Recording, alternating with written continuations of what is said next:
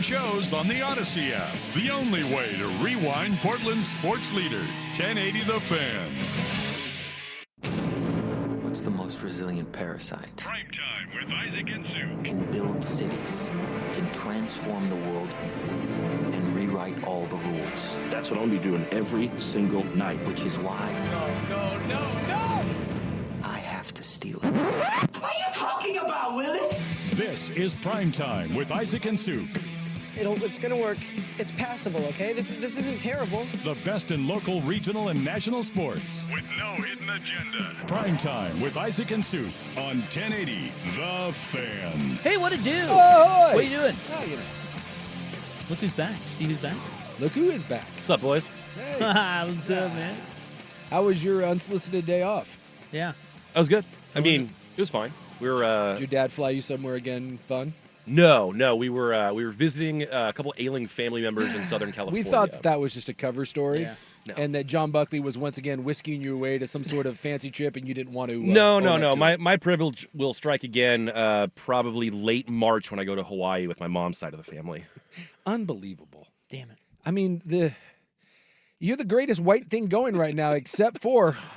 Can we talk about it? People have said that the Whites are on a generational run right The now. Whites are on a generational run, and last night the Whites we struck again. People are saying. Yeah, you guys I've never seen anything like listen, okay, so let's talk about it. Can we talk about it? BYU beat Kansas by about 40. I think we killed your program last night. Worst loss in Bill Self's Kansas tenure? Yeah, I think so. Yeah. I think that's what they said. He did say after the game that when they get back, they need to take a break from each other. I think he said Yeah. we need to get away from each other. Yeah. He did say that. Well, I told you the Mike Vernon, the insider guy. Yeah. He said they had a coming to Jesus after the Utah loss, where the players questioned the coaching staff, and apparently it got heated. And then you and I were talking yesterday, and I said, "Well, Kansas is either going to be rejuvenated and win by 60, or no, I said Kansas loses by 30, or BYU or." You all right? I mean, we have you flummoxed. I understand your program's in shambles right now. I think I said. Yeah, Kansas by 30 or BYU by 60. That's what I said. And it was BYU by 40. I think it was, what, 34 it ended up being? Something like 34, that's right. Yeah, 34. Something like that. But you guys, you know what? The Bill Whites Self, were raining threes from all over. Do you know what Bill Self also said last night? What? Because the natives are restless in Lawrence, Kansas. Oh, yeah. It is not pretty with his program. No. They were the #1 team in the country going into the year.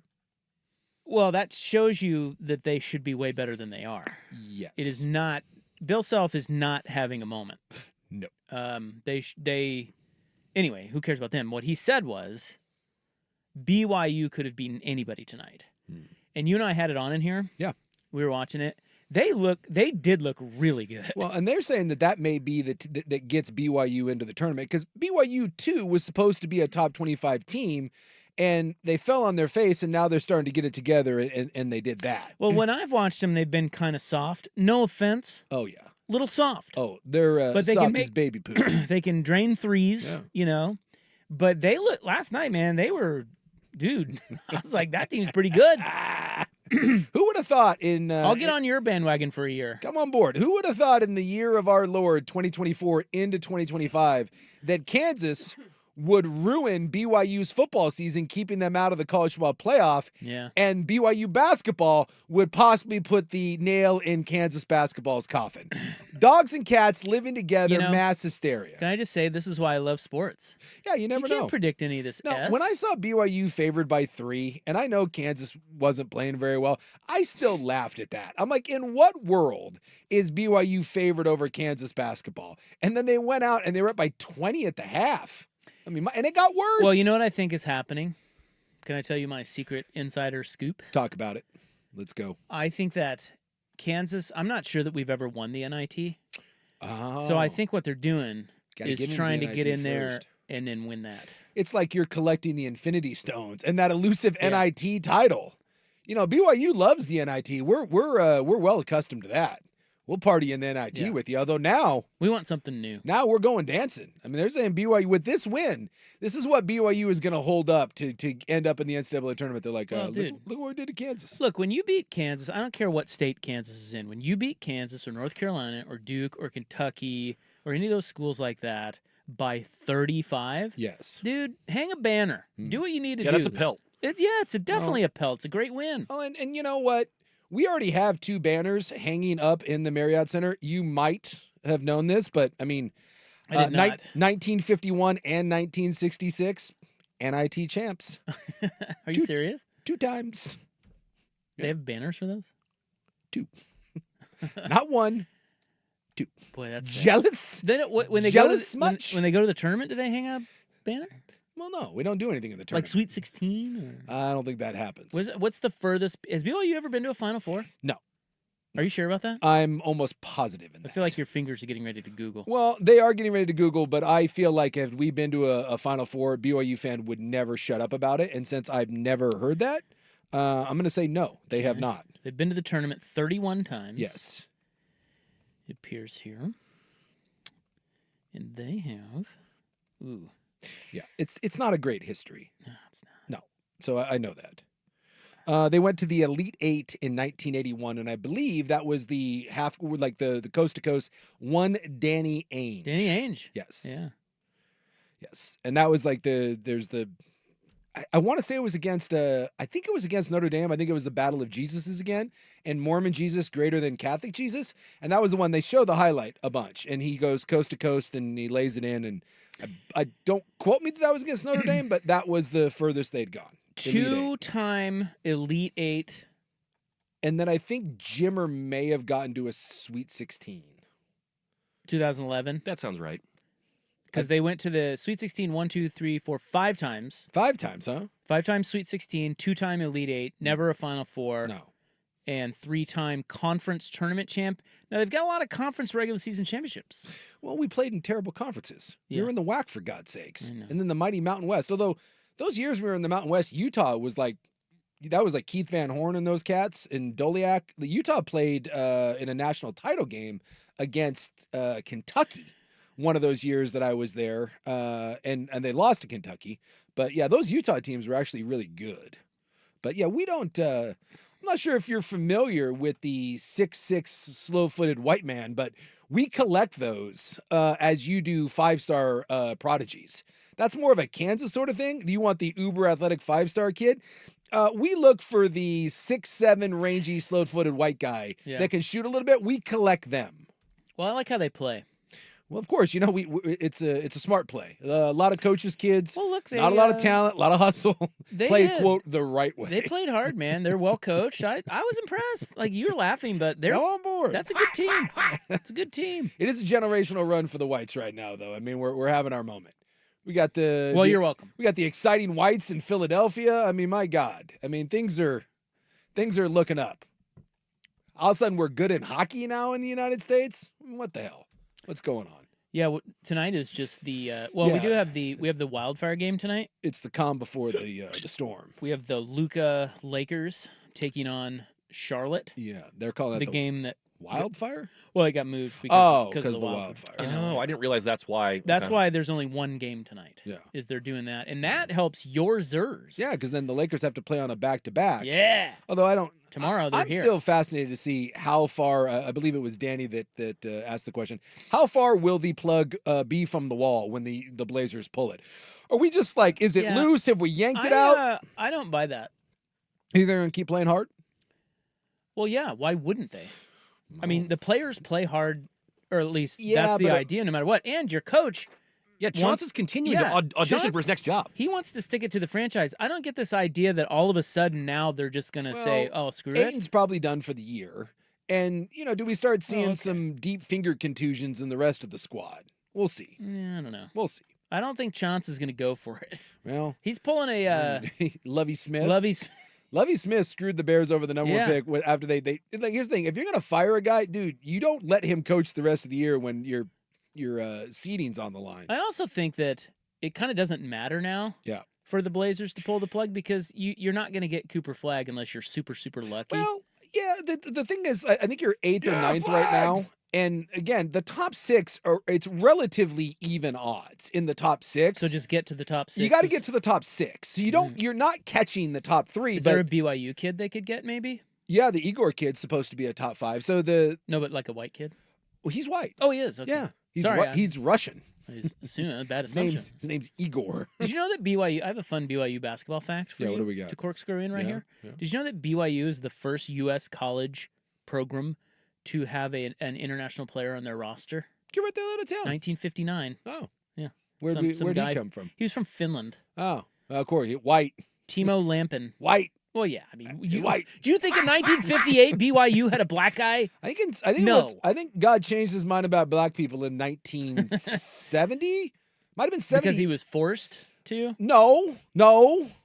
I just have always preferred the whites. Just saying. It was somewhere in the 70s when that order changed. Yeah, I don't know that I buy it, but did you see that report? The YouTube chat asking that Cooper Flagg may go back for another year at Duke? No. That report came out yesterday. I don't believe it at all, but that's out there. 1 second. The only thing would be like if you're knee deep in Duke Skush and they're going to give you like, well, the kid that's going to BYU, the number one player, he got I think $7 million to go back for a year. Yeah. And look, it's a rookie scale contract in the NBA. You know, if you love the experience at Duke and you're feeling good and you do feel like your game needs to be worked on a little bit, you could do a lot worse than someone giving you, and I'm guessing Cooper Flagg could probably get closer to 8 to 10 to stick around. Yeah. Dude, that's not a bad life, man.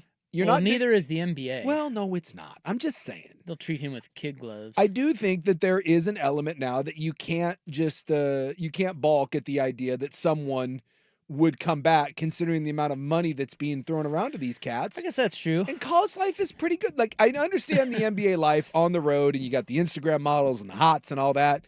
But, for an underage kid that's not 21, you're telling me that making $10 million a year, sitting on a college campus, being king of that place, that's a great kind of starter set to be an NBA player. Yeah, let's do that. And maybe he's not one of those guys that loves the nightlife and the OnlyFans models and all that stuff. If you get paid $7 million in college, do you still live in the dorms? No. What do you do?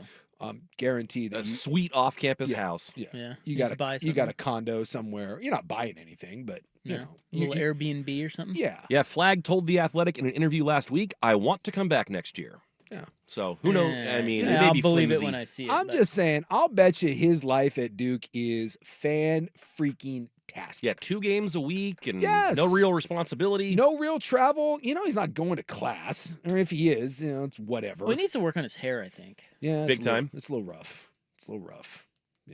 He'll get to the NBA. That's what I'd do for a He'll year. get to the NBA. He'll get a headband. He'll get some tattoos. So Cherokee parks it up a little bit. Well, that's just it. You need a year to grow that out. Yeah. And then get the headband, Yeah. a couple tats, and you're ready for the NBA. Then you're ready to go. Yeah.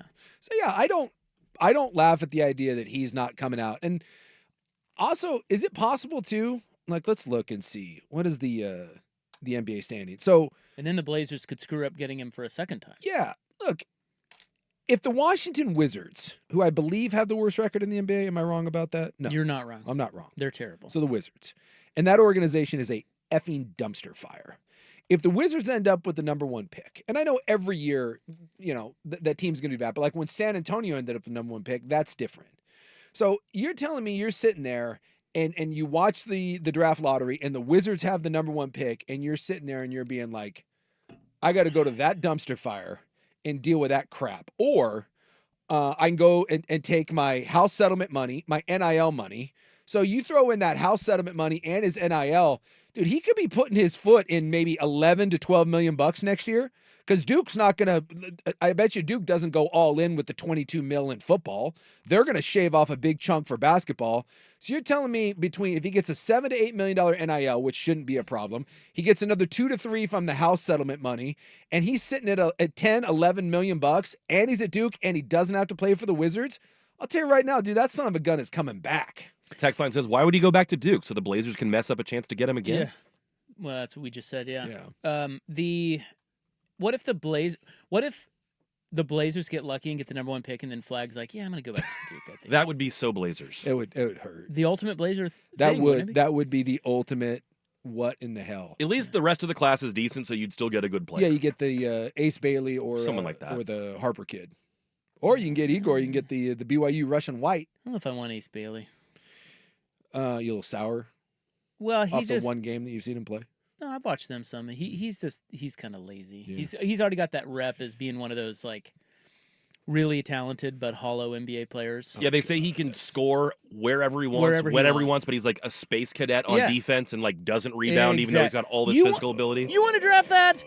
Boy, I'll tell you what, that scares whenever I hear that, you just any sport, that just scares the living daylights out of me. There was a James Pierce, the edge rusher for Tennessee, because the combine's coming up. He's probably the most talented defensive player in the country, and there's reports saying that some NFL teams are taking him off the board because he's a moron, which means he's going to fall to maybe the Blazers can get him. He's going to fall to the Eagles with like the 30th pick and then go on to be the next Lawrence Taylor. They'll pair him with Jordan Davis and God, why can't I think of the other Jalen Carter? What's his nuts? Yeah. I don't mind dumb. Well, I can't handle lazy. Well, and that's what they're saying, character issues. They just said he has massive character issues. In other words, like won't work hard and the people around him don't like him. Yeah, see, I'm out on that. Yeah. I'm out on that. I can work with dumb. Yeah. That reminds me of the Reuben Foster thing a little bit with Alabama, the Niners. Like all these teams took Reuben Foster off the board, and the Niners got him like 30th. And then there was a good reason why he got taken. Well, if you've ever, like, there's just football lends itself to violent dum-dums. Yeah, and not just dumb. Like you said, you can deal with dumb. I've played with guys that are 2/3 a moron and they're fine because they speak football. What's and the it other works. third? Probably weed and ladies. But the violent sort of irrational Reuben Foster stuff. Who was the other kid? The Niners had another one. The kid out of Missouri. Eldon Smith. Yeah. That guy was one of the most talented edge rushers I've seen in the NFL in 25 years. Yeah. He couldn't stop beating people up and carrying around guns. And he's just like way and out drunk the league, driving. Right? Yeah, he's so far. Yeah. He's He so was a far mess. gone. There's a lot of violent kind of Neanderthal sort of guys that get by because football accepts it. It's insane. And then you end up there and you got all the talent in the world, but if you can't stay out of prison and you can't stay out of the police blotter, then you Well, can't I'm hearing play. Cooper Flagg can't stay out of prison. So Yeah, flags! be careful, Zers. Well, anyway, what we were going to say is Work on that haircut. we've got the Charlotte Lakers game tonight, Yeah. all a precursor to the hockey game of the century. Yeah, which I thought was Well, tonight, and I'm so disappointed. No, it's tomorrow. The hockey game of the decade. Yeah. Tomorrow night. It's a big deal. I don't want to oversell it. And I thought it was great because the hockey game's at 5, so I was like, oh, we're off the air early for Duck basketball. I was like, it's great. Oh, yeah. I'll hit a bar. And then I was like, son of a gun. You thought you were going to be cozying up at Jerry's just right about puck drop? It broke my heart. I was so fired up that I was going to get to watch this. You're heartbroken? I am heartbroken. It hurt. Yeah, tonight we're off at 5. Yeah. It's a turn and burn show. I thought all the world was lining up for me, and now. Well, you can watch it in here. I'm just saying, at 5 o'clock tomorrow, you may lose me for a bit. I may. You know what?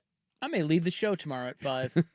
Oh, I don't really feel good. I'll bring a Team Canada jersey for you. You can put it on. Make you do the show. I'll put it on. I'll root for I Canada. got Team Canada jersey. Oh, if you want. I got both. I'll support the USA first. Really? Well, I don't know. It depends on who I bet on.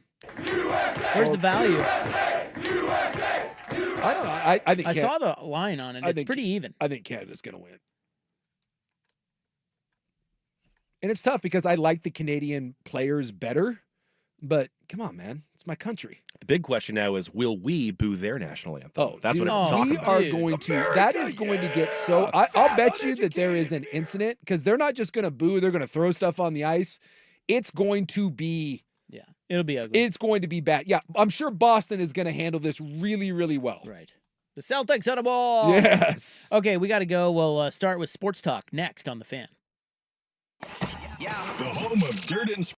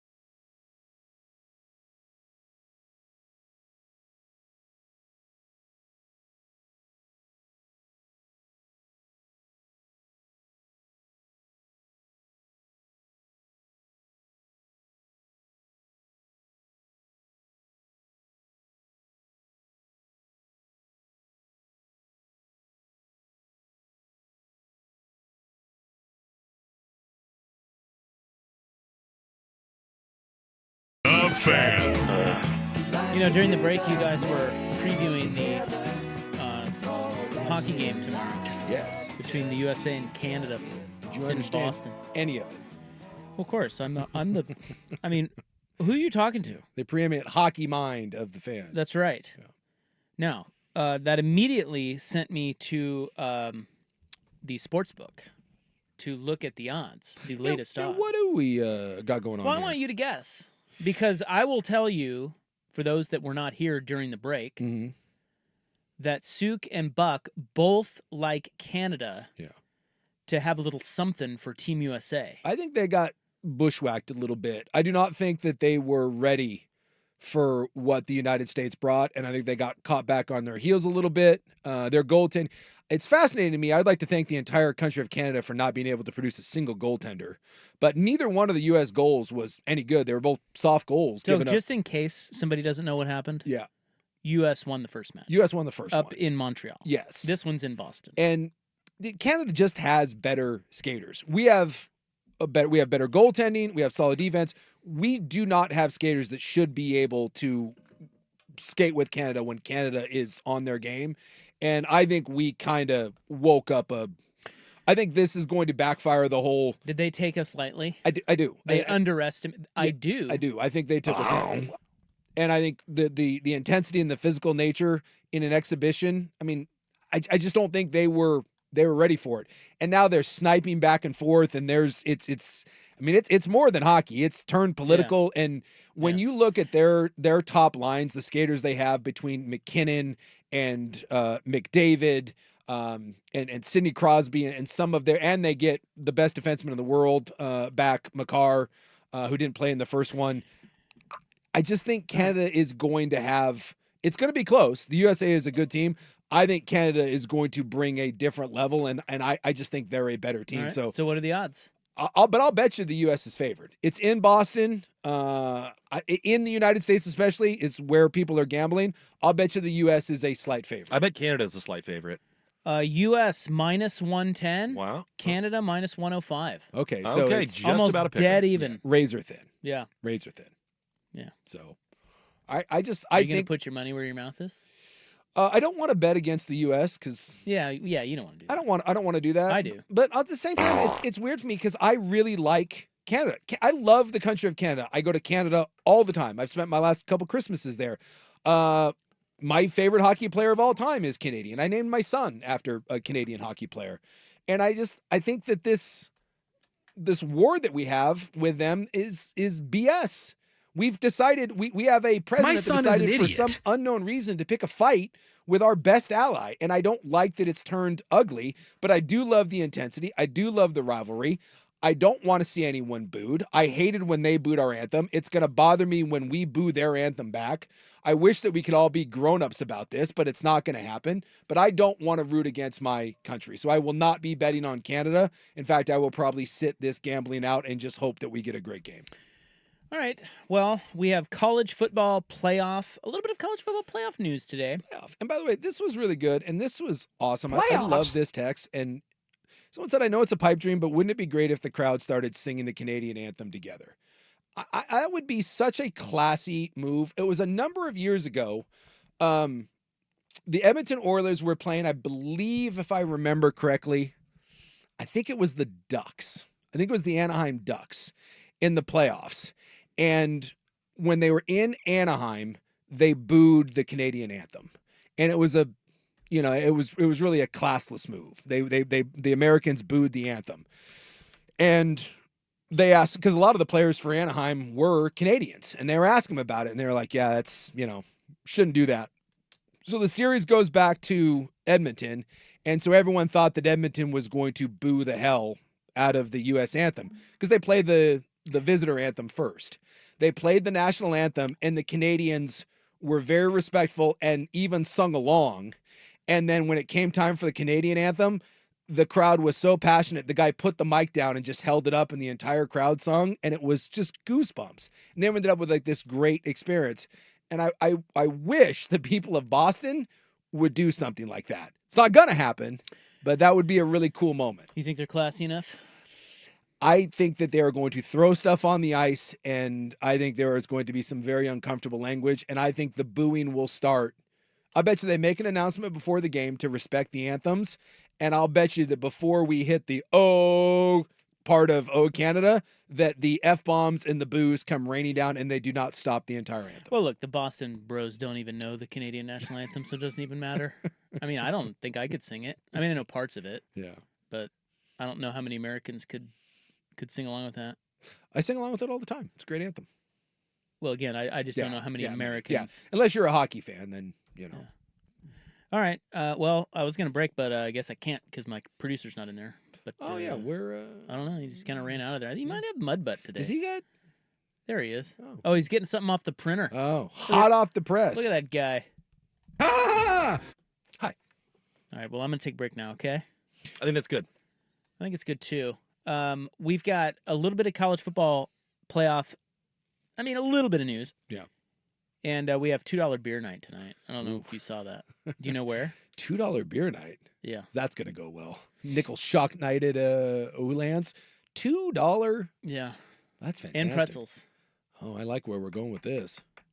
Where do you think it is? Well, there's not any games tonight. Is it the Lakers-Hornets game? There are games. There are games? All right. I don't know. I mean, there are other sports, you know. Well, I mean, not really. Baseball's not going on. Hockey's not going on. Football's not going on. There's only one NBA game. College hoop? This will be a V8 moment for you. Okay. Yeah, college hoops, dude. Oh. Hello. Oh. Hello. We opened the show with it. Oh, yeah.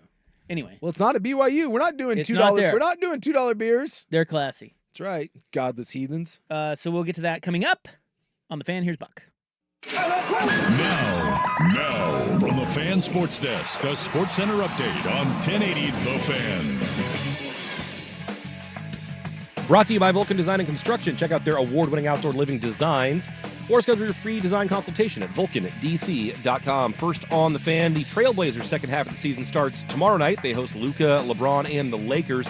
The Lakers, though, because of the wildfires, have a game that was rescheduled from earlier in the month. This evening, they are taking on the Charlotte Hornets. Chauncey Billups says that tomorrow night, Robert Williams, Jeremy Grant, and Scoot Henderson are all likely to be available. Blazers are 5 games out of the final playoffs play-in spot with 27 games remaining. ESPN is reporting Nets forward Bojan Bogdanovic will have season-ending foot surgery. Bogdanovic hurt his left foot in last season's playoffs and was traded from New York to Brooklyn. The Nets reportedly will now waive him. Oregon men's basketball looking for their 3rd straight win on the road in Iowa City tonight, facing the Hawkeyes. 5:30 tip on the Big Ten Network. You can get the coverage right here on The Fan starting at 5 o'clock. The Ducks are 1.5-point favorites. Meanwhile, the Eagles have promoted passing game coordinator and associate head coach Kevin Patullo to the offensive coordinator position. And Boston Bruins and Team USA defenseman Charlie McAvoy remains hospitalized with an infection in his right shoulder and a significant injury to his AC joint. It's already ruled out for Thursday's Four Nations Face-Off Championship against Canada. His status for the NHL season is unclear. More sports scores and stories in 30 minutes. I'm Ryan Buckley at the 1080 The Fan Sports Desk. Listen live or on demand on the Odyssey app, the Fan's desktop player, or tell your smart speaker to play 1080 The Fan.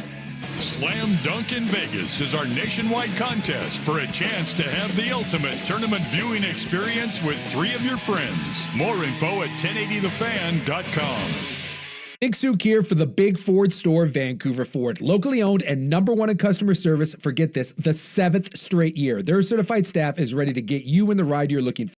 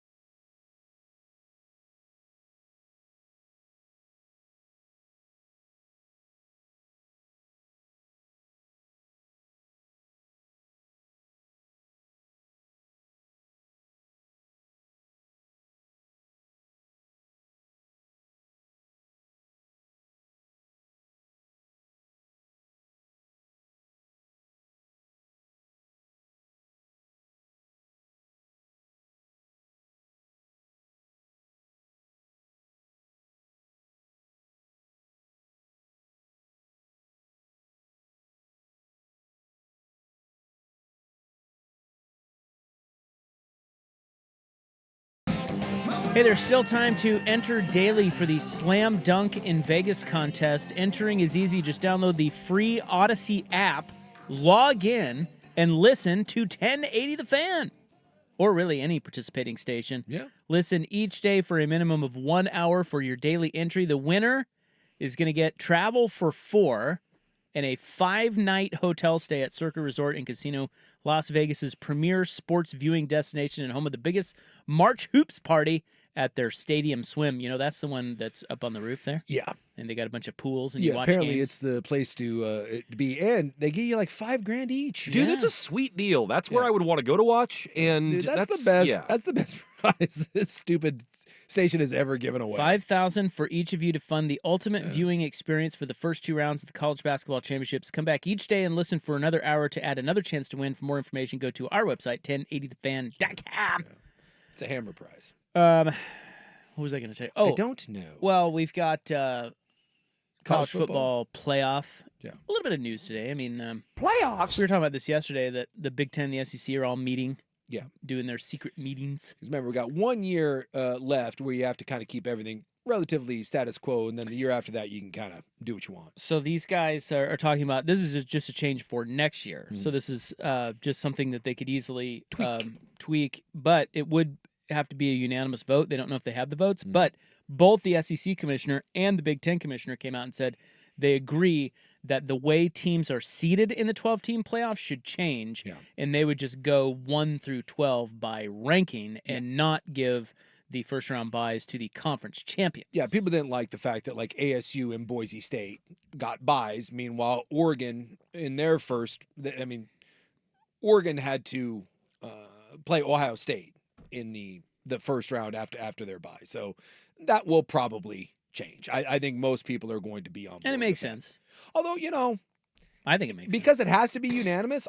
Yeah, they may not get it. They may not get it. I don't know. Although something tells me that the Big Ten and the SEC, because remember, after this year, they kind of get to do what they want. My guess is that they go to the Mountain Wests of the world and the Big 12 and the ACC and be like, hey, just so you know, if you would like us to be pretty cool when it comes to figuring out the new format, don't be a D on this one. Yeah. And they're I think that's right. And I am willing to guess that this will end up being a thing this coming year. Yeah, so the 4 highest-ranking conference champions earned the top 4 seeds in a first-round bye. Very controversial facet of the format, as Boise State was ranked 9th, but got a bye. Yeah. And Arizona State was ranked 12th, Yeah. and got a bye by virtue of winning the Big 12. And no one thought that either one of those teams was anywhere near the 4 best teams in the country. Because 3rd-ranked Texas and 4th-ranked Penn State were runners-up in their conferences, and they could not be any higher than 5 or 6. Yes. Because the top 4 seeds were reserved for conference champions. So they want to change that. Yeah. And I know they will. And I know it pisses people off, but at the end of the day, the Big Ten and the SEC are going to have more power than anyone else. It's just it is the way it works. The rest of the best way to put it, the rest of the country needs them more than the SEC and the Big Ten needs the rest. I mean, it's obviously better together, but I mean, the meat of the college football world is run out of the Big Ten and the SEC, and that's just the reality of it. The other thing it does is it opens the door for Notre Dame to get a first-round bye. Yeah. Because right now, They them really not being in a conference, they can't. Yes. So, and it makes sense. I mean, I even though like the Arizona States and the Boise States of the world are probably never going to get a bye now. No. And they probably shouldn't. Well, that's the whole thing. It's like the top 4 teams have earned that. Yes. Like we need to still make sure that the regular season matters. Yeah. And, Texas being number 3, even though they didn't win their league, they earned that. Well, again, and I'm not trying to take anything away from Boise State or Arizona State. Those are both really good programs. I mean, Boise proved it, but can we make an argument that Boise's most impressive thing they did was almost beating Oregon? And that's not okay. Like your big resume builder can't be that you played Oregon to basically a draw or that you should have won, because no one believes. And the same thing with Arizona State. Like the Big 12, God bless their heart, if you put Arizona State or Boise State in the Big 10, that's a 3 to 4 loss team. Well, it I just also think is. too, it's like, and I don't remember the specifics of Arizona State's schedule, but with unbalanced schedules, Texas being 3 but not winning the SEC. Yeah. is like oftentimes that, I mean, not oftentimes, that could be better than Arizona State winning the Big 12 based on schedule strength. Yeah. So you know what I'm saying? Like, I'm looking... so my point is, just because you didn't win the league doesn't mean you didn't play a really tough schedule and earn a bye like Texas did by being the 3 seed in a tougher league, whereas Arizona State may have ducked the best teams in the Big 12. I can't remember, but you know what I mean. Yeah, well, I got it up here. So, right, they lost to Cincinnati and they lost to Texas Tech, which is that's Who not are their great. best wins though? BYU, and Kansas State. That was okay. I mean, so see what I mean? Like, yeah. when you're ranked third, even if you didn't win your league, that's still more deserving of a bye in some instances than what you just read. Yeah. So it's pretty obvious. I mean, I think everybody agrees on this, don't they? I mean, I know they're apples and oranges, but like the college basketball tournament has it figured out. If you win, I mean, there's way more conference tournaments, but if you win your conference tournament, you're not guaranteed a top 8 or a top 12 seed. I mean, look, you get a seat at the table, and then you get slotted wherever you would have been ranked. Yeah, can we? I mean, like, Oregon is the definition of average, right? Like, Oregon's basketball team is, they're fine. Well, I mean, can we? God dang, what do you think? They started out the year pretty good. They had some close wins, and then they're fine. I think they're better than Kansas. It's a valid point. They're fine, right? They're fine. All right. They're going to end up being an 8 or a 9 seed because they still play in one of the preeminent conferences, and there's good wins there, and they've played a tough schedule, and it's all right. You get a team that wins 23 games but plays in a soft conference or the West Coast Conference. I'm sorry. Like, you're right. Basketball has it figured out. So you see teams that are like, oh, well, they're a bubble team and they barely got in. Wait, they're an 8 seed? Yes, their schedule is problematic and they don't have as many wins, but everyone knows that team should be an 8 or a 9 seed. And it's not that hard to figure it out for football. So whether it happens this year or not, once we expand the tournament, that's going to change. So enjoy it, but Boise State will never get a bye again. It's not going to happen. And I said it till the cows came home last year. They shouldn't have gotten a bye this year. It was ridiculous. They have no business getting a bye. The other thing is, as you said, I think you said this yesterday, but those first round teams, if they expand, should be home. Those first round games should be home games. 100%. I want there. So instead of earning a bye, you get a home game. You get a home game. And I would hope that when it expands to 14 or 16, which is I think it's going to end up being, first 2 weeks, you can't keep asking the fans to travel, and eventually you just got to cut the bowl thing and just be like, look, I understand you love the bowl games and ESPN loves them. We can still have them, but you're only getting a handful of the big bowl games, and you got to play these first 2 playoff games at home. It would make the expanded playoff so much better. And you can't ask fans to travel 4 weeks in a row to these neutral sites. Although I would say, I think if I'm remembering correctly, I think we just said Boise State was 9th in the rankings and Arizona State was 12th. Something like that. They would not have home games, even though they won their leagues. Yeah. In this year's format, they would have had to go on the road. But, I mean, again, still, that's kind of, that's right. If you don't like that, get ranked higher. Maybe that incentivizes better out-of-conference scheduling. Yes, it should. And I hate to say it, but this is like, because people always give the SEC crap because it's like, well, they don't schedule anyone, which isn't necessarily true. Alabama schedules a tough game every year. I feel like they do play some non-conference. They play some non-con games. Some of them are at neutral sites, and some people are like, how neutral are those? But this is my thing. If you're Alabama or you're Ohio State, or even a school like Oregon now, you don't really have to take those chances. You don't. And I know that sucks for everyone else to hear, but it's true. If you're Boise State or you're BYU or you're Kansas or someone in the Big 12, dude, and you feel like you really want to be respected, you have to then go into the Lion's Den. If you are going to play a soft conference schedule because your conference isn't very good, you better take a Pat Hill sort of approach and schedule 1 or 2 games every year. And yes, they're probably going to have to be on the road or at a neutral site field that isn't really neutral. You're going to have to go in the Lion's Den and prove it. And that's just the way it is. And if you don't like it, then be prepared to not get respect at the end of the year. It's just the reality of it. We get into this weird thing of, well, why should we have to do it? Because you're not as good. And that's that way in every aspect of life. No matter what job you have, I guarantee there's someone at your office that gets more privileges or more perks, gets to work from home, gets a better this, gets a better that, or you're that person because you've earned that respect. We all want everything to be this even level playing field, and that's just not the way life works, especially with the unbalance of conferences and schedules. All right. It is $2 beer night in one arena. Watch out. Oh, boy. Tonight. That's next on The Fan. The Fan is live on YouTube.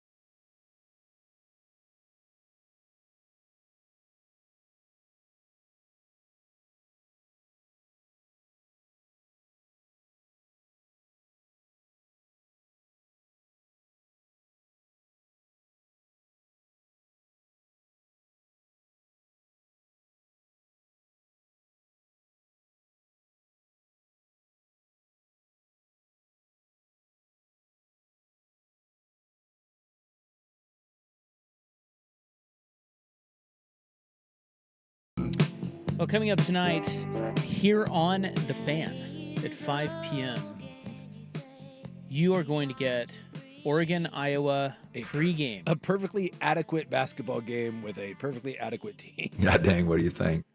Yeah, I mean, good matchup. Well, Iowa's like 14th in the Big Ten, and Oregon is fine. They're in the spread is like 1.5. They're in the NCAA tournament. By 1.5. Yeah, According so to Joe Lenardi, Oregon's in. It's a tight game. Yeah. Out there at Iowa. You never know what's going to happen.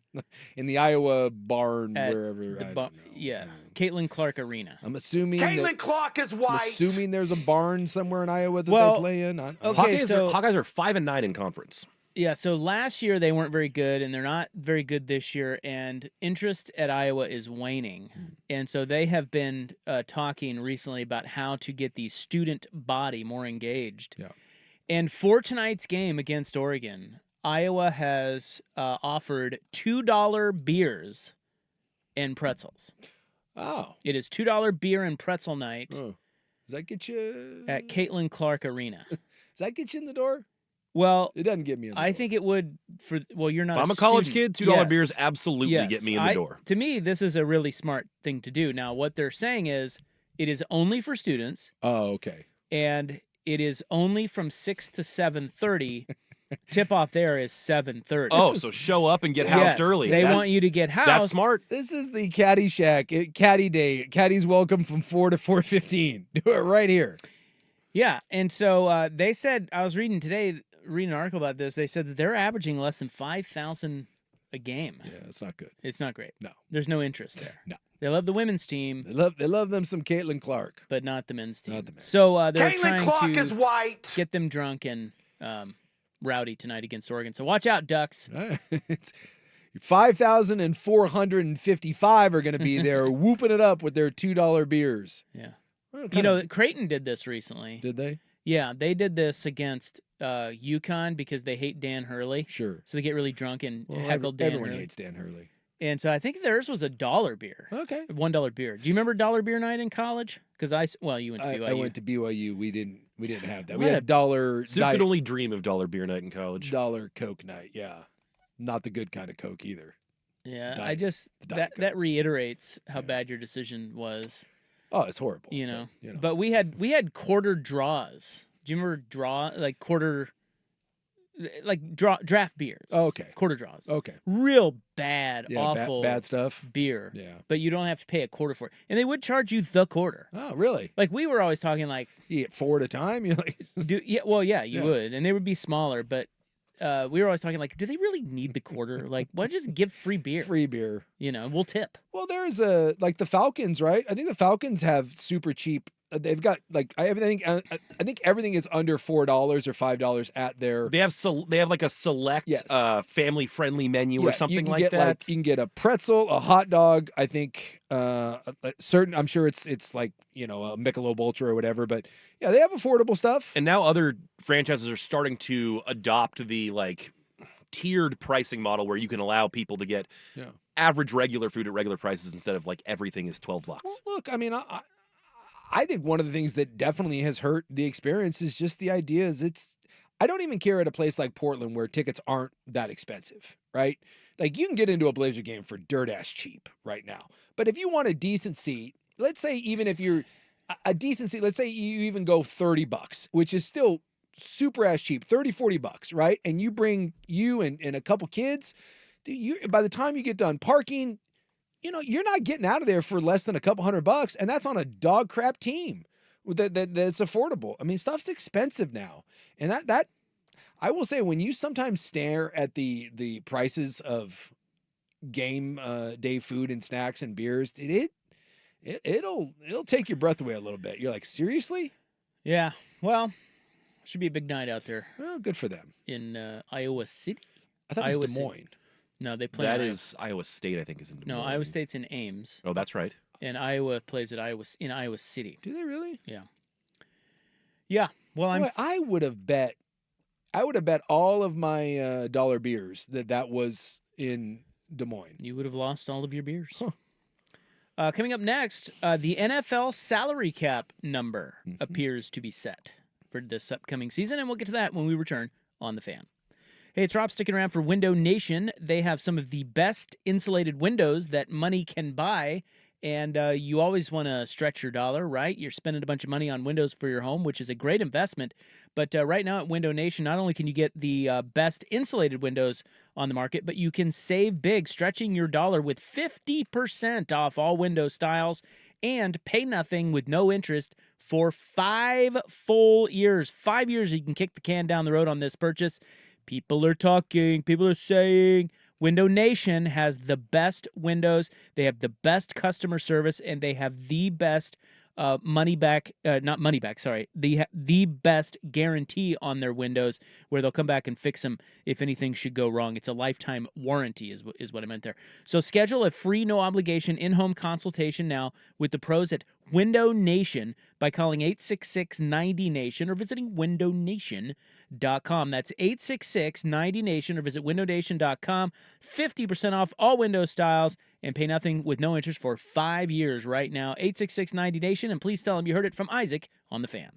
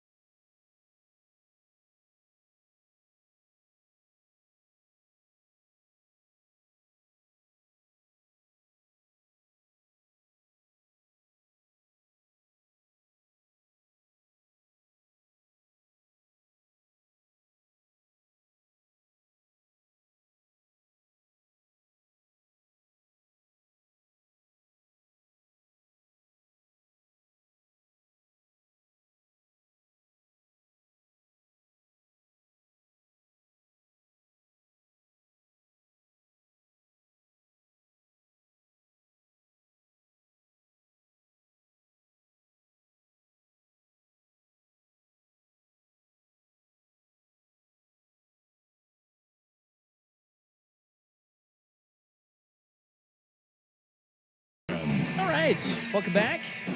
Nice little Tuesday. Wait, Except it's not Tuesday. it's Wednesday. There you go. Oh man. Well, we were off Monday. Oh, that's So right. It's kind of a skewed week for you. And I'm not bringing it like I usually do on Wednesdays. So I got to step up my game for the last hour here. You thought it was a Tuesday Yeah, I did. show, and Yeah, and I was mailing it in. I know. Well, that's a 2-hour show, and We're known Headed for towards our Turdville. yeah. I have hot conspiracy theory We're talk. known for our Wednesday shows. What's going on? Well, the American, the best defenseman for the American hockey team, for the Boston Bruins, I do believe we have medical malfeasance going on. Well, he hurt his shoulder in the Canadian game against Team Canadian. And then it turns out he's got a nasty infection. He's in a hospital and has been with IV antibiotics, and they had to go in and clean out the infection. They're not going to say it, but he got hurt in that game, and they stuck a needle in his shoulder, and that thing got infected. And they may have screwed that guy up for a long, long time. Oh. Yeah. Because how would you get an infection in your shoulder from just a contact? He clearly separated his shoulder, right? He has an AC joint shoulder, but they said he had surgery to clean out the infection.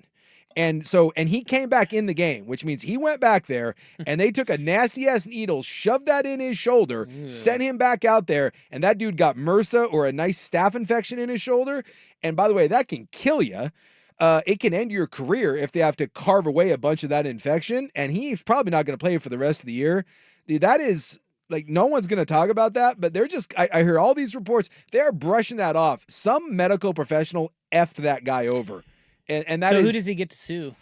I don't know. But remember when Tyrod Taylor Hockey? punctured his lung? This is that sort of thing, but worse. Team USA Hockey. Wait, so the Team like the Team USA doctor put a USA dirty needle doctor. in him. But wait a minute. These are NHL. This is like NHL All-Star. You're telling me that these teams are run by the Oh, you know what? That's a good point. I mean, I don't know who. It is. This is run by USA Hockey, Is it? but Okay. I guarantee the team doctor, whoever, is a doctor of one of the NHL teams, and he does USA Hockey as well.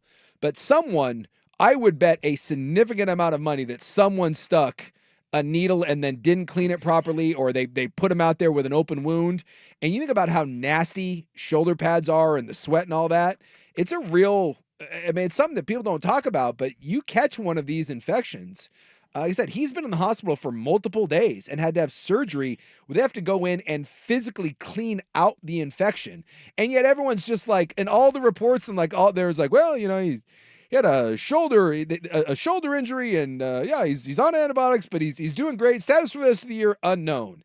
That's the best defenseman on the U.S. team. He's the best defenseman for the Boston Bruins. Imagine if this was like an NBA player, an NFL player, this would be such a bigger story. So do we have an edge on Team Canada over this?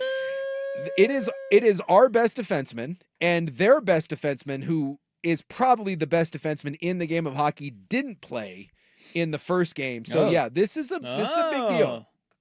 I might bet on Canada. Charlie McAvoy is our best defenseman, and then everyone thought that malicious fecal distribution. that we were going to get a reinforcement in Quinn Hughes, who's an American, and he sat out the tournament, and they thought he was coming back, and he said no, he's not going to risk it.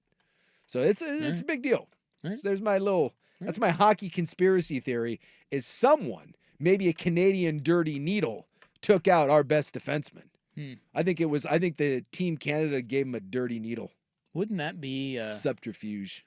Boy, I kind of respect it. For an exhibition, nonetheless. For an exhibition. Yeah. Well, but it's personal now. Of course it is. With the tariffs and everything. Yeah. It's like, hey, payback's a bitch. Tariff this dirty needle, McAvoy. That's right. I saw somebody say 25% or 25% tariffs on knuckle sandwiches. Enjoy that, Canada. Knuckle sandwich. God, I haven't heard that term for years. Yeah. Hey, you want a knuckle sandwich? I also love too that like a bunch of the the Get Ups and the Speak Now, the stupid hot take shows.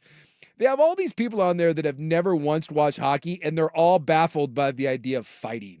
There was a lady on, and I don't know who she was, but there was a lady on there who just couldn't process that there's fighting. It's just, and I'm all for women in sports, and they can, the idea that you have to have played the sport or have a penis in order to intelligently discuss sports is ridiculous.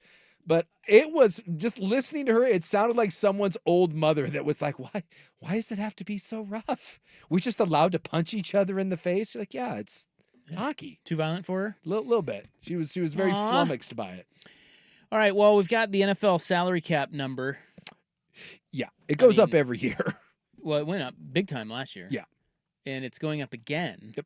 To 277 Between to $281 million. Yep, somewhere in there. So it's up $24 million. Yeah. It's a per big team, deal. which allows teams to spend more money. But I would also like to point out to the dumbasses named the Cincinnati Bengals or anyone else that can't figure out their cap, the early you sign players, the T. Higgins of the world, the earlier you sign them, the better that contract looks, because each year the cap goes up, so they get it's a lesser percentage. The longer you wait to sign people, the worse it gets for you. So this is why smart teams are always able to navigate the cap, and the dumb ones or the poor ones can't. So I mean, but this is a big jump. The Raiders I saw will have $100 million in cap space. Yeah. Did you see that? See if they spend it. Well, why wouldn't they? Well, again, the idea that they don't have a lot of, anytime you guarantee, the Raiders have been notoriously cheap and bad at cap flexibility because they don't want to pay bonuses. They don't want to pay upfront money because when you guarantee money, that money has to go into escrow. So think about that. Like when the Cleveland Browns gave Deshaun Watson, what was it, $230 million guaranteed dollars? They have to write a check at that moment for $230 million that goes into an escrow account to guarantee that contract. And so teams like the Cincinnati Bengals and traditionally the Raiders have not wanted to pay a bunch of upfront money like that, nor do they want to restructure deals and kind of kick it down the road. They've just been very poor at it. So hopefully, new regime there in Vegas, they can be a little bit smarter about how they go about their business. But they have a bunch of money. The Patriots. The Patriots have a bunch of money. The Commanders have a bunch of money. It could be an interesting offseason. Well, I think the Raiders are one of the more interesting offseason teams. Yeah. If you think about it. Them and probably the Patriots, see what they do. Yeah. But the Raiders and maybe the Rams, you know, with what's going on with the Rams. They gotta figure out what they're doing with Matthew Stafford. Well, yeah, his wife came out and said she was kind of pissed that they were going to trade Cooper Kupp. Yeah.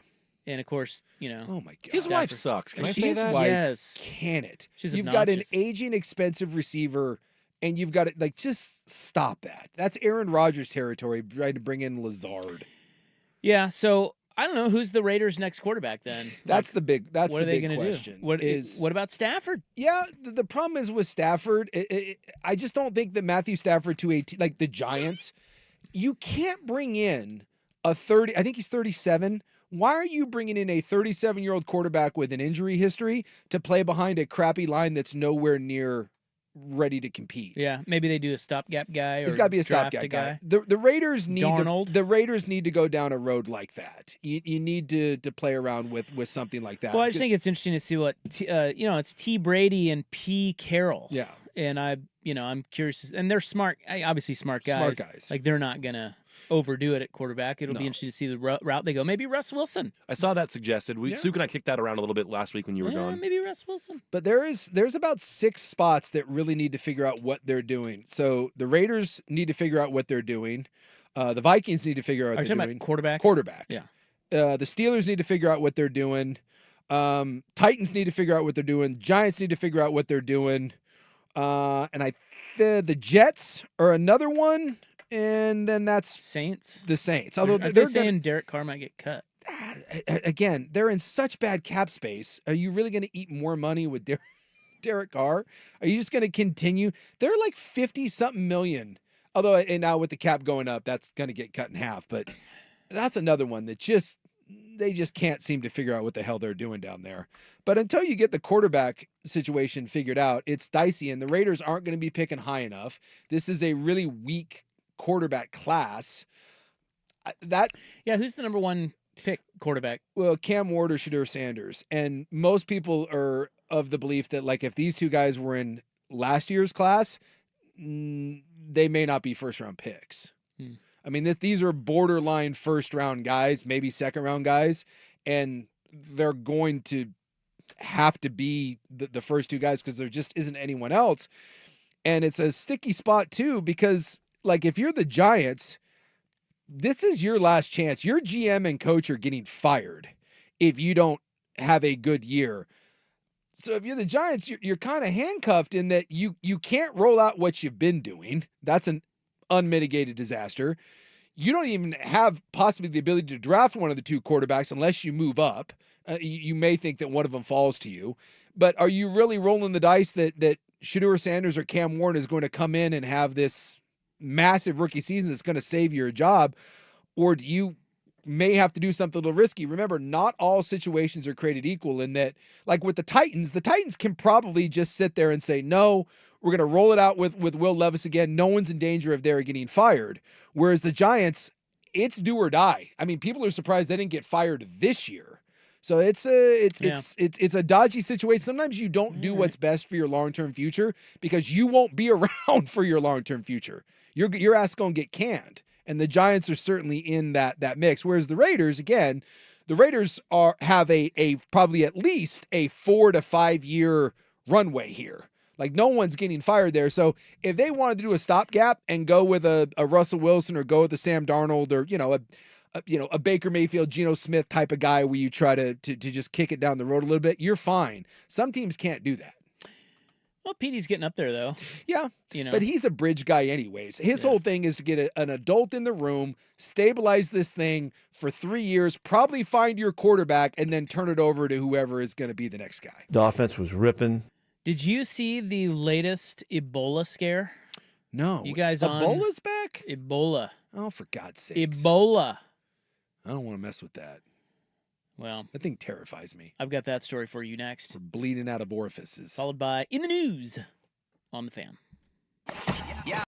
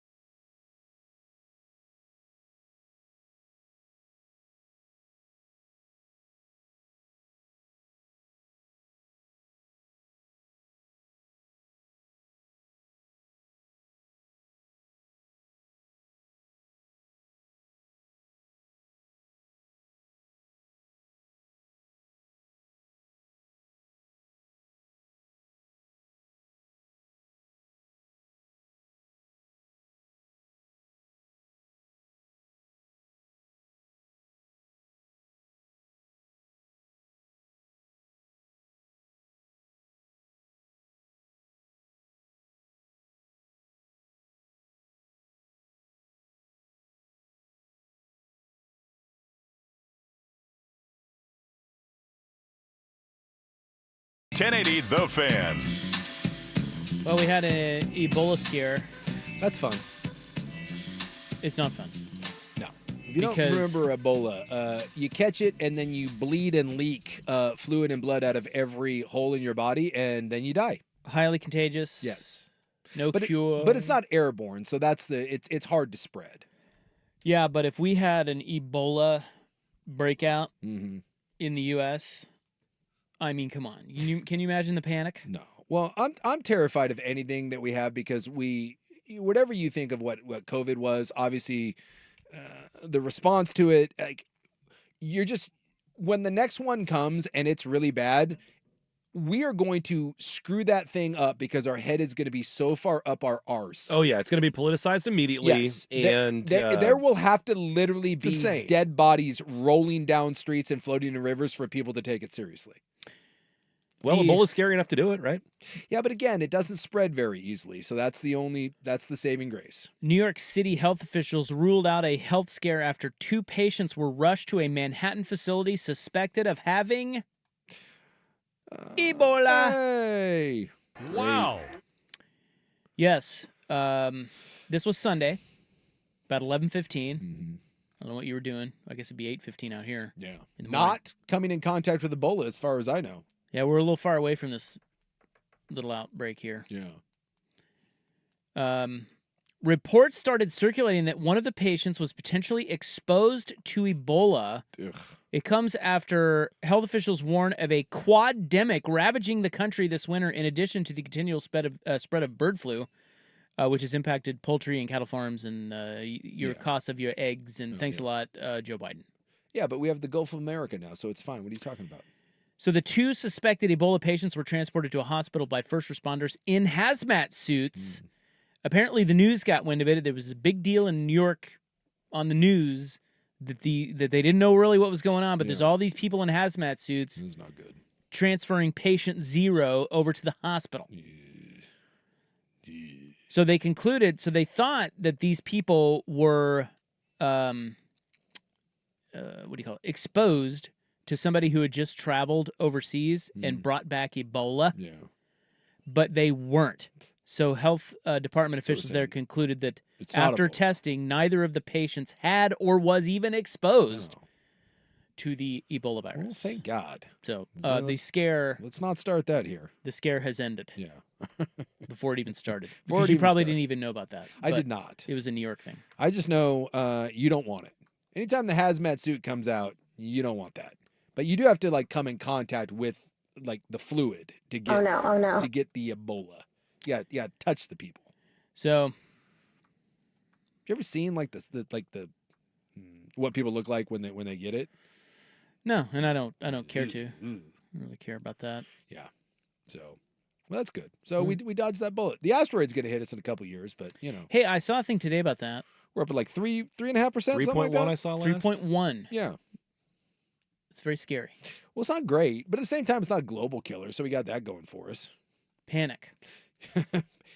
In 3 to 4 years? When was it? 20?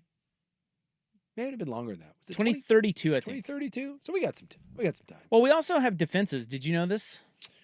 There are things we can do. Space Force? Well, this one isn't that big. This is what she said.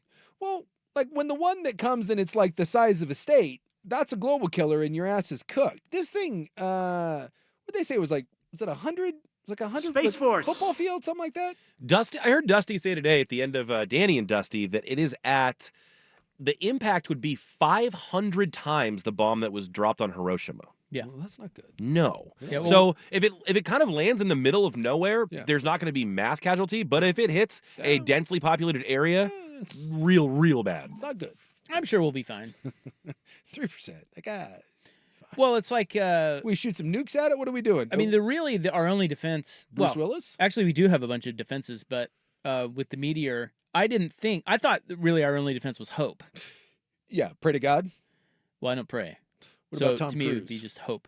We can chant. So just thoughts without the prayers. Yeah. Well, yeah, just hope. I just think hope's positively. Hope's a hell of a thing, right? Hopefully, a meteor doesn't kill me. I like where you're going with that. Well, in the U.S., we have a lot of different things we can do. One, they said we can smash a spacecraft into it. That has been done before. Really? Yes. That seems like that wouldn't be very effective with something hurtling towards us, but... Well, they say it can be, but you have to be careful with it because if you don't, like, it can just shoot other particles, then it can break it up and then there are other pieces coming at us. You turn one big death object into like 40 death objects coming your way? But they said in 2022, NASA did this. They deliberately smashed a spacecraft into a 160-meter wide Dimorphos asteroid, successfully altering its orbit around a larger space rock. Oh. And it worked? I don't know why they had to do that, but... Maybe. I'm guessing you want to test that out. I'm willing to wager that the last thing you want to do is when the death meteor is coming towards us, be like, hey, we got something that we think it may work. We've never done it before, but let's see what the hell happens here. I think you want to test that out a little bit. It's insane. Anywho. We can tractor ion beam paint it. What? Is that a sentence? We can tractor ion beam paint? Those are just words. Are we bleaching viruses again? What are we doing? I get your confusion. That didn't make any sense to me. Well, it doesn't make sense to me. I'm just reading it. So it says a separate idea called a gravity tractor involves a large spacecraft flying up near the asteroid and without touching it, using its gravitational pull to tug it away from the Earth. Now, this seems like a pretty good idea. Yeah, I like where we're going with that. Yeah. Another non-contact plan would be put a spacecraft near the asteroid armed with thrusters that would exert a constant stream of ions to shove the asteroid off course. And that makes total sense to smart people. Yeah. But not It's a dumb real ones. Wile E. Coyote sort of situation there. I like where we're going with that. Scientists have also considered spray painting one side of the asteroid white, increasing its reflectiveness so it slowly changes trajectory. How about that? Right the hell out of town. You want to go up there and spray paint an asteroid? Look, we've talked about the whites are on a generational run. What if the whites once again save us by painting something white? Oh my goodness. These subtler strategies, that they say. Can't be a thing. Really? How do you even go about that? This is Yahoo News. That's amazing. You get a couple scaffolds. I don't think that's how it works. If you just paint something white, it veers off What course. kind of space vehicle goes up there and paints stuff? Oh my God. We could also blow it up. They say the nuclear option is we just blow it up. I'm not going to lie. That seems...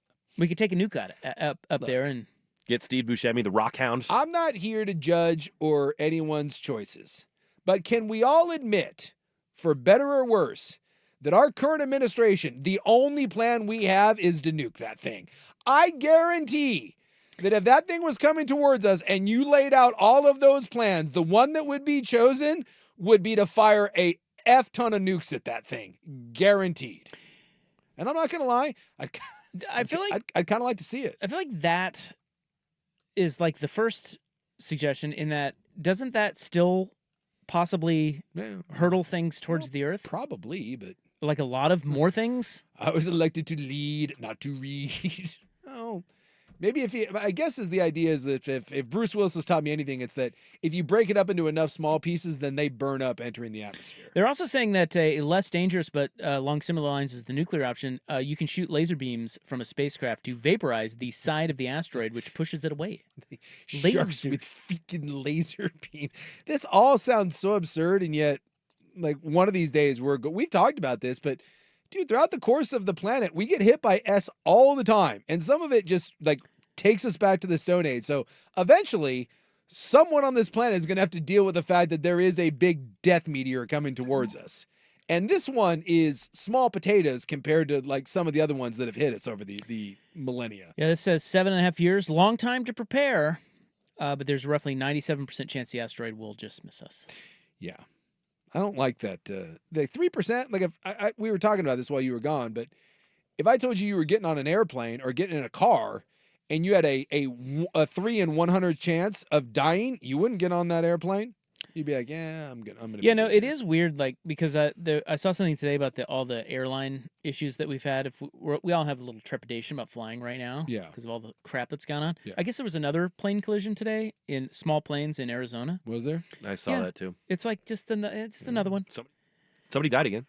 Yeah, but it's true. Like if you put up the 3.1% chance of a meteor hitting Earth, which is the highest percentage chance ever. Yeah.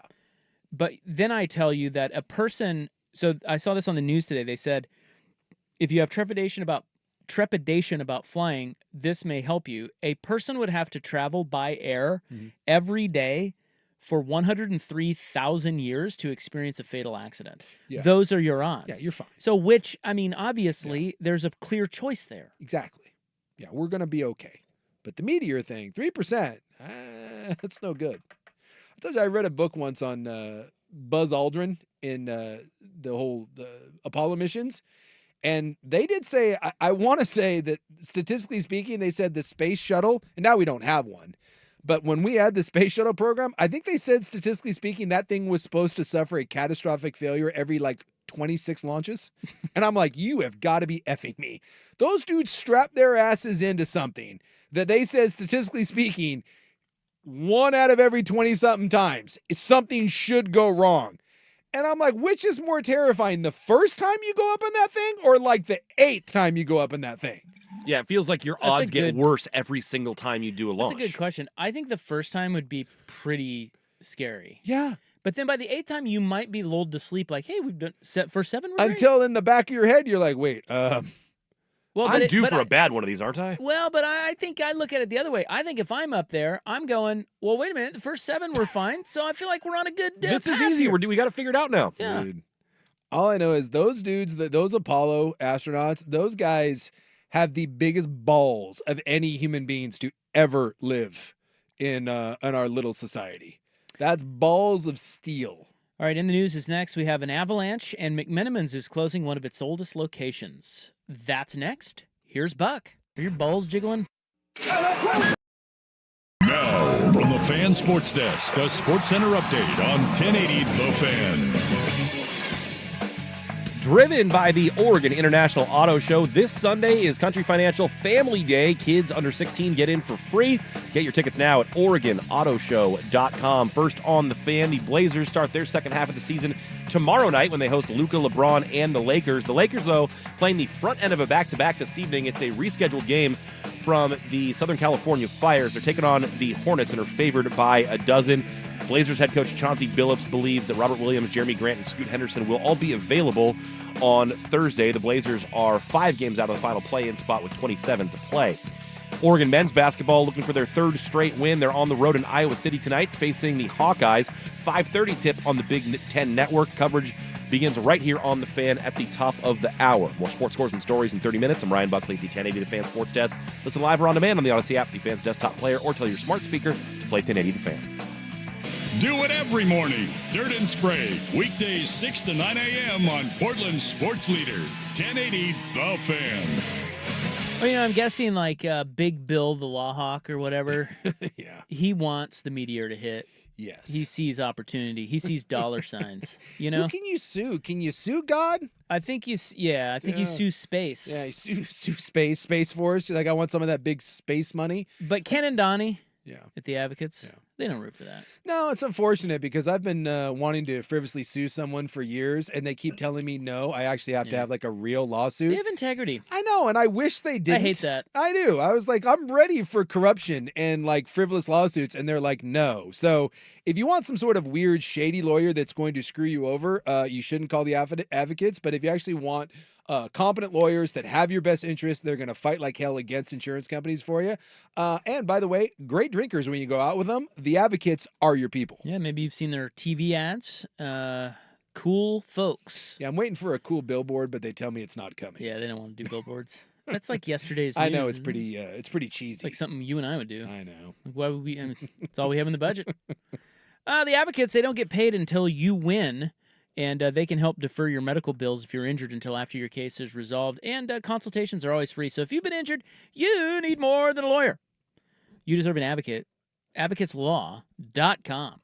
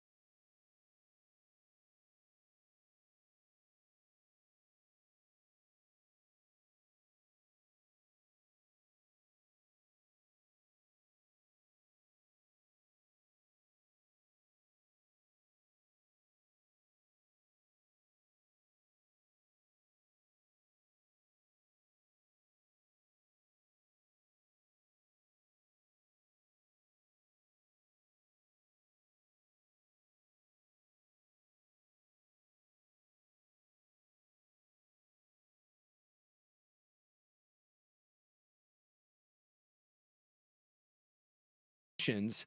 Obviously, they learned things. They did fry some of the astronauts in horrible disaster, but they said that safety improvements have reduced the risk to 1 in 90.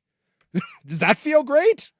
You're strapping yourself into the most powerful thing that we can launch, and we're like, hey guys, we've made a lot of improvements. Now, 1 in 90 chance that you're gonna die in a fiery ball of flames. So less likely than getting hit by the asteroid. But you know what though? Those people wouldn't want it any other way. No. It's a different They're breed. a special breed. That's that whole Chuck Yeager, the right stuff. They said they're just wired different, and they don't think about it. And I cannot imagine something that would be on this planet that would be more nerve-wracking. I mean, you've seen the size of that in the booster rockets, and you're sitting there basically upside down. Think about how scary it is when you're getting ready to ride a roller coaster, and now you're Space realizing Force. you're sitting on how many tons of jet fuel, and that blast is about to go off, and you're like, oh my God, oh my God, oh my God, oh my God. And they're telling you now, hey, we think it's more like 1 in 90 that this thing, turns out okay. But we're, no, just estimates. It's February 19, 2025. It's time for In the News. I am your noted and humble newsman. Please be seated. Thank you. It is brought to you by the Advocates Injury Attorneys at advocateslaw.com. Today is International Tug of War Day. Ooh, when's the last time you played Tug of War? I was thinking about that today when I put this in my notes. Maybe like a Bo Cephas? Play with your dog? Yeah. Well, I play with Malls. Oh, she's a tugger? Molly 10 G's. Yeah, she likes to. She gives her little. Yeah, mine won't play. Little growl. He refuses. It is also National Boston Terrier Day. Ah, we had 2 Boston Terriers. Did you? Yeah, Good dog. My Alaska version of my family. We had Poogie and Tasha. Growing up, were our 2 Boston Terriers, and they're an interesting. They're an interesting breed. Where does Poogie come from? Where did we get Poogie from? I think we used to call Pooge like when you were little, like a little fat baby or whatever, like your Pooge. Like Pudgy, but with a long U? Yeah, and so it was a little fat little Boston Terrier. They are. I'm not going to say they're good dogs. How about they're lovable dogs? But they're not good dogs. They're a ball of anxiety.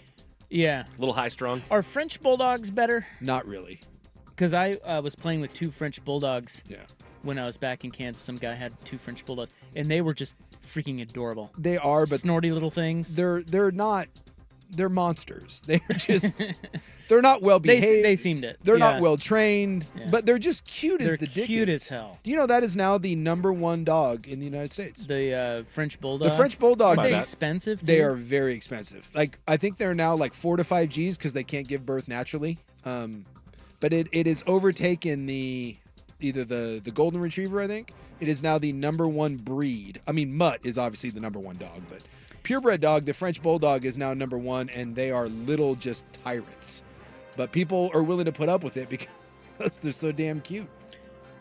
Well, here are the deets on that aviation catastrophe. Another one today. This was in Marana, Arizona. At least 2 people were killed during an aircraft collision near a southern Arizona airport. Federal air safety investigators said 2 people were on board each plane as they collided. There's video of it. Or on the ground into by some dude on the runway. Yeah, that was like Scottsdale or something? Yeah. Oh, yeah, I see it right here. They got video. 2 single-engine fixed-wing aircraft at the airport. It's crazy that all these things, there's just video of everything now. Yeah, I don't know if it was in the air, actually, now that they'd have. This is one of those where they have no details. Yeah, I'm just seeing the video of the debris. No, it is. I've got I've got the actual mid-air collision. The vid now. Yeah, because originally they were showing, this was from NBC News Channel 4, and they were showing the aftermath, but no, it's a mid-air collision. Tell you what, there is nothing left of those airplanes. I mean, that's just. Well, I would imagine. Yeah, they're just disintegrated. We have an avalanche up at Mount Bachelor. This is a very sad story. We got someone clipped up there too. Yeah, 2 people died. They were a couple. Apparently, they're a very well-known couple in Bend. Yeah. Their names are Terrence and Susan Skirsa. Okay, let's go with that. It's spelled SKIRSA. RKJERSAA. Very odd name. At any rate, 57-year-old man, 52-year-old woman. They are well known in Bend. I guess Terry was the principal broker at a real estate company there. Yeah. And his grandparents, Olaf and Grace, opened Bend's first ski shop way back in 1939. Oh, gosh. So that is Bend legacy. I'm sure they are extremely well known. And yeah. Were they skiing? They were. So it sounds like this is my worst nightmare. I like to ski, but I don't do a lot of, like, I'm not good enough really to do like the backcountry type of stuff, but that's what they were doing. Yeah. They were at about 6,700 feet on a south slope. They were running 320 vertical feet into a tight clump of trees, and apparently they triggered the avalanche, and it smushed them. Yeah, that's terrifying.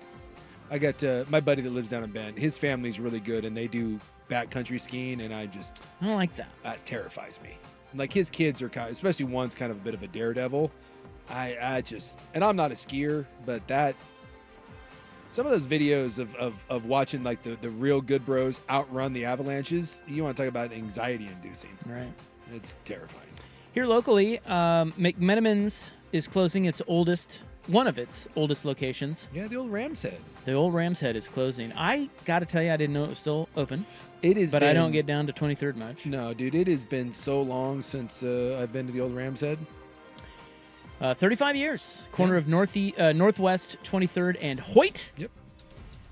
It will close in June. So, I mean, how many different McMenamins are there? I mean, like, there's like That's a good question. I mean, I don't know. Like, I know that it sucks for people that love the Ram's Head, but there is lots and lots of McMenamins. Over 50 locations. Yeah. Really? 50? 56 in Oregon and Washington. They're all over. 46 in Oregon, 10 in Washington. I didn't know they had that much up in Washington. There's one right by my house, and including 12 historic hotels, 2 full-service spas, and where are the spas? Oh, one of them's at Edgefield. Edgefield. Where's the other one? Hello? Let me find. I don't know. I don't know. They got a real nice one up in Kalama, up in Washington. There's one right there off of 164th in Vancouver, and I don't know, like, I do like what they do. Like, the whole bit is a good bit. I think you know what you're getting. Unique. It's not, you know. I don't think. Well, what I'm saying is, I like the concept of it, but I don't want to be a jerk. You're about to be a jerk. Well, they're kind of underwhelming, like when you actually eat there. Well, but I just think the what they've done with some of the buildings and venues that they have is really cool. The other spa is Forest Grove. Yeah, they. Okay. Oh yeah, cool. And that's got Grand Lodge. There's a music venue out there too that's awesome. Out there, that one in Forest Grove. I saw Blues Traveler there last year. That place is awesome. They do a. If you're underwhelmed by the food, or I actually love their Ruby. I think that is one of my favorite drinkable beers. Big fan. I know some people are underwhelmed by the food, but like, you know what you're getting, and you're right. The atmosphere and what they've done and built it's an institution. I got to tell you, I think Edgefield is one of the coolest places out here. Yes, I really like. It's just really cool. You've never been out to the Grand Lodge, the one in Forest Grove? No, I've been out there. I was gonna say, go if you haven't been, and you're like, well, that other one's, you know, if you live on the other side of town, go check out the Grand Lodge. I was there for the first time last year and was really. I was blown away. I was like, God, this has been out here this whole time. Yeah. And I didn't realize it had been out there. And we saw Gary Clark Jr. was out there too. They got good acts that come out there. I like that little Dead bar at Edgefield. Yeah. They have a little Grateful Dead bar out there. Little hole in the wall. I used to kill a lot of time when we were over on Macadam. Thurston's Pub is right there on Macadam, and it is a great little neighborhood bar. And that's the McMenamins. Yeah, we spent some time in there. Yep. I signed a contract in there once. Did you really? Yeah, with Tim, our old boss. Yeah. We had having beers. There's something great to me about the all the bars, the copper top bars, and there's just they got a good vibe. It's a good vibe. Rest in peace, Ram's Head. Well, you got time. We hardly knew ye. We hardly knew ye. Yeah. But we still, I mean, right there on 23rd, there's still like 2 other McMenamins. Yeah, I don't know. The bottle shop's right there. I don't feel terrible for McMenamin. I feel terrible for the one-off that has to close. Yeah, but there's McMenamin's. Yeah, they're doing fine. Would you vote for cannabis cafes in Oregon? That is next on The Fan. This is The Fan's Window into Sports, a view into today's top stories. Brought to you by Window Nation, online at windownation.com. Phil Self just disgusted. He just threw both of his arms up in the air. There's a team playing with purpose. There's a team playing with energy, enthusiasm, and unselfishness, and it's BYU. They look good. My Cougs! Who would have thought that BYU is going to be the one to kill your program? They look real good. 91-57, they beat Kansas. And they're saying that will probably put BYU into the NCAA tournament. Yeah, Thank you. There's still a ways to go. Thank you for that. Don't screw it up. You little we probably will. bitch. Window Nation. Yes, window into sports.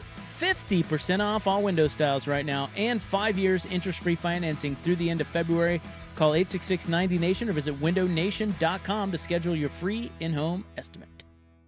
Slam Dunk in Vegas is a nationwide contest for a chance to win a trip for you and 3 friends to Las Vegas, plus $5,000 each to fund the ultimate viewing experience. Stay at the Circa Resort and Casino, Las Vegas's premium sports viewing destination, and visit the biggest March Hoops party at Stadium Swim. Download the Odyssey app and listen to the Fan on the app for at least 1 hour for your daily entry.